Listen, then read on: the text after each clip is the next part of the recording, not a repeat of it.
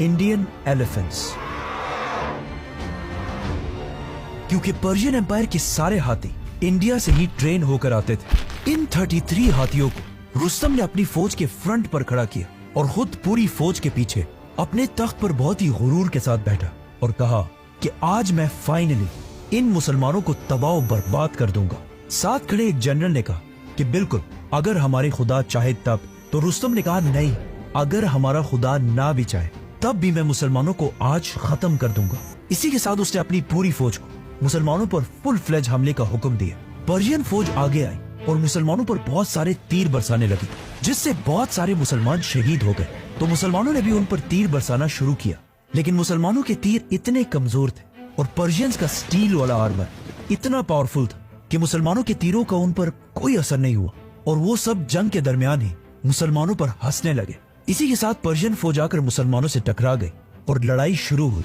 लेकिन जब पर्शियन फौज के 33 हाथी मुसलमानों की फौज के सामने आए तो मुसलमानों के सारे अरब घोड़े, जिन्होंने इससे पहले इतने बड़े बीस्ट कभी नहीं देखे थे, घबरा गए और जंग छोड़कर पीछे भागने लगे। तो अब मजबूरन मुसलमानों की पैदल फौज आगे हुई, लेकिन अगेन पर्शियन हाथियों से लड़ना इम्पॉसिबल था।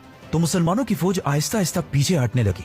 ये देखकर जनरल साद बिन अबी वक्कास ने पीछे किले से मुसलमानों की तरफ एक बहुत ही अजीब ऑर्डर भेजा कि बाकी सारे मुसलमान जंग से पीछे हट जाओ और सिर्फ बनु तमीम कबीले के लोगों को हाथियों के मुकाबले के लिए छोड़ दो। लेकिन क्यों बनु तमीम ही क्यों? क्योंकि बनु तमीम हमेशा से अरब के सबसे खतरनाक वॉरियर्स थे और ये इस बात के लिए मशहूर थे कि चाहे जो भी हो जाए बनु तमीम जंग से पीछे नहीं हटते। इसी कबीले के बारे में आप सल्लल्लाहु अलैहि वसल्लम ने भी ये फरमाया था कि ये लोग बनु तमीम दज्जाल के मुकाबले में भी सबसे मजबूती से खड़े होंगे।